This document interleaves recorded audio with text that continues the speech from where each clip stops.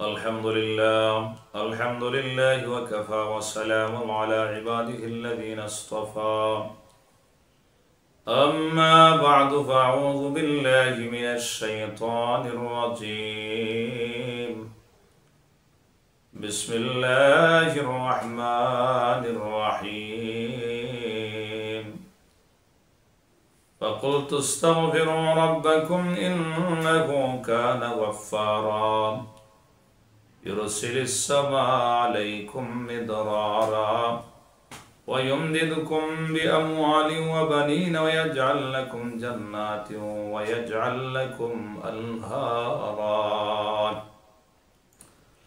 بارك الله لنا ولكم في القرآن العظيم ونفعنا وإياكم بالآيات والذكر الحكيم وقال رسول الله صلى الله عليه وسلم التائب من الذنب كمن لا ذنب له أو كما قال عليه الصلاة والسلام صلى الله على سيدنا ومولانا محمد وعلى آله وأصحابه وسلم بلغ العلا بكماله كشف الدجى بجماله حسنت جميع خصاله صلوا عليه وآله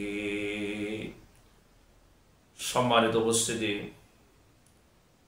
আমি আপনাদের সামনে আলোচনা করব হযরত রাসূল করিম সাল্লাল্লাহু আলাইহি ওয়াসাল্লাম বলেছেন তোমরা রমজান মাসে 4টি কাজ বেশি বেশি করবে।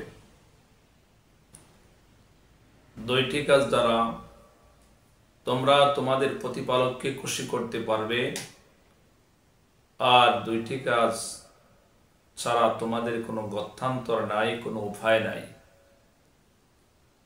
নবীজি বলেছেন যে 2টি কাজ দ্বারা তোমরা তোমাদের প্রতিপালককে খুশি করতে পারবে। এই 2টি কাজের প্রথমটি হলো তোমরা রমজান মাসে বেশি বেশি লা ইলাহা ইল্লাল্লাহর সাক্ষ্য দিবে, অর্থাৎ লা ইলাহা ইল্লাল্লাহর জিকির বেশি বেশি করবে। সুবহানাল্লাহ। তো লা ইলাহা ইল্লাল্লাহ এই জিকিরটা যদি আমরা জবানে চালু রাখি, আল্লাহর পয়গম্বর হযরত মুসা আলাইহিস সালাম একবার আল্লাহর কাছে বলেছিলেন, হে আল্লাহ, এমন কোন আমল আছে যে আমল দ্বারা আমি বেশি উপকৃত হতে পারবো, বেশি তোমার কাছে প্রিয় আমল, এটা আমাকে ওজিফা শিখাইয়া দাও, বলে দাও। তো আল্লাহ সুবহানাহু ওয়া তাআলা হযরত মুসা পয়গম্বরকে বলেন, হে মুসা, তুমি বেশি বেশি লা ইলাহা ইল্লাল্লাহ পড়ো। আল্লাহর পয়গম্বর হযরত মুসা আলাইহিস সালাম বললেন, হে আল্লাহ, আমি তো এই আমল তো জানিও আর এই আমলটা বেশি বেশি করি, এর চাইতে কোনো উত্তম আমল আসেনি।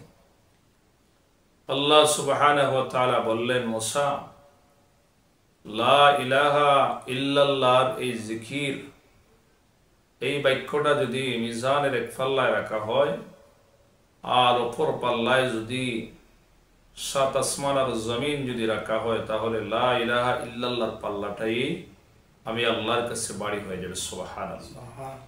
তো এই জন্য আমরা এই রমজান মাসে আমরা বেশি বেশি লা ইলাহা ইল্লাল্লাহর জিকির পড়ব। এটা আসলে জোরে পড়তে হয় না, আমরা রাস্তা দিয়ে হাঁটতেছি, চলতেছি, লা ইলাহা ইল্লাল্লাহ, লা ইলাহা ইল্লাল্লাহ আমরা আস্তে আস্তে আস্তে আস্তে আমরা পাঠ করতে থাকব।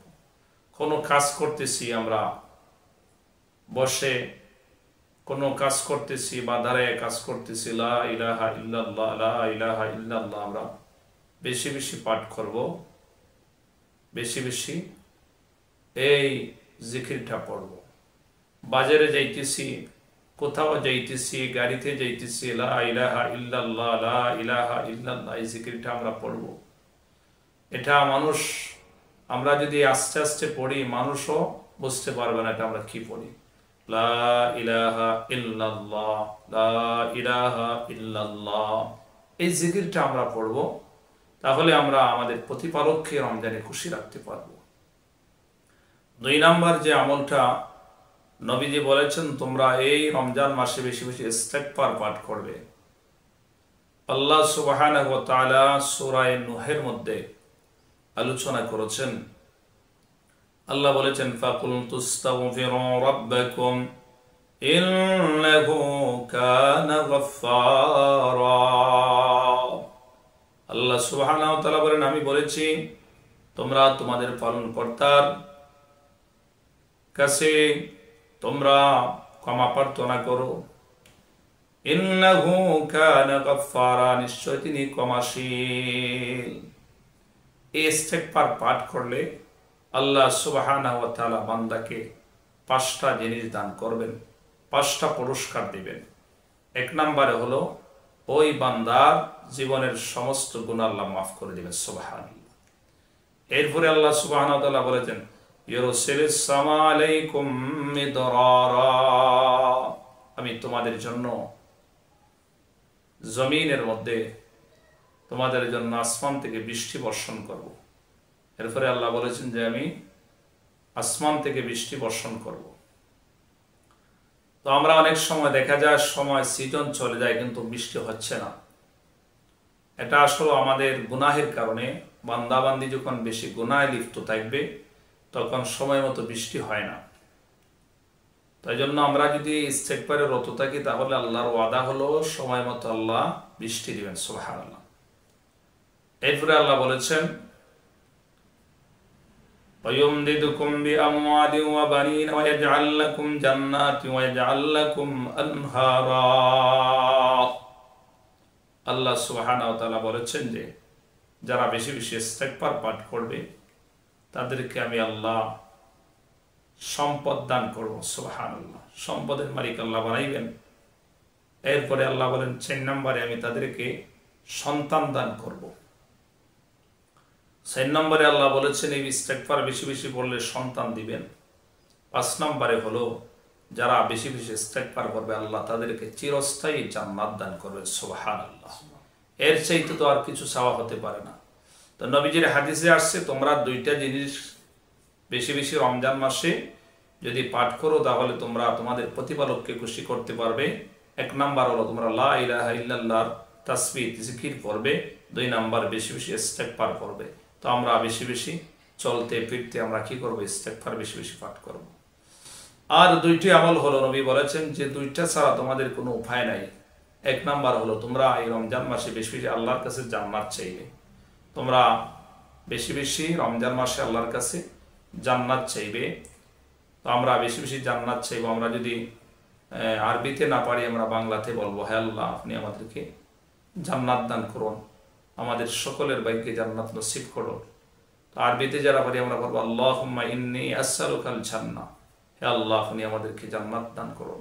আল্লাহুম্মা ইন্নী আসআলুকাল জান্নাহ, আল্লাহুম্মা ইন্নী আসআলুকাল জান্নাহ। আমরা বেশি বেশি আল্লাহর কাছে এই রমজান মাসে জান্নাত প্রার্থনা করব মহান মালিকের কাছে। কারণ আসলে তো আল্লাহ ইমানদারের জন্যই তো এই জান্নাত নির্মাণ করেছেন। আল্লাহ বলেছেন উইদ্দাত লিল মুত্তাকিন, মুত্তাকিদের জন্য প্রস্তুত করা হয়েছে। মুত্তাকিন ব্যক্তির জন্য জান্নাত আল্লাহ নির্মাণ করেছেন, প্রস্তুত করে রাখছেন, সুবহানাল্লাহ। তো আমরা বেশি বেশি রমজানে আল্লাহর কাছে কি চাইবো? জান্নাত প্রার্থনা করব। 2 নাম্বার আরেকটা কথা বলেছেন যে তোমরা যে আমলটা ছাড়া কোনো কি নাই, উপায় নাই। এইটা হলো 2 নম্বরে এই আমলটা হলো তোমরা আল্লাহর কাছে জাহান্নাম থেকে পানা চাইবা।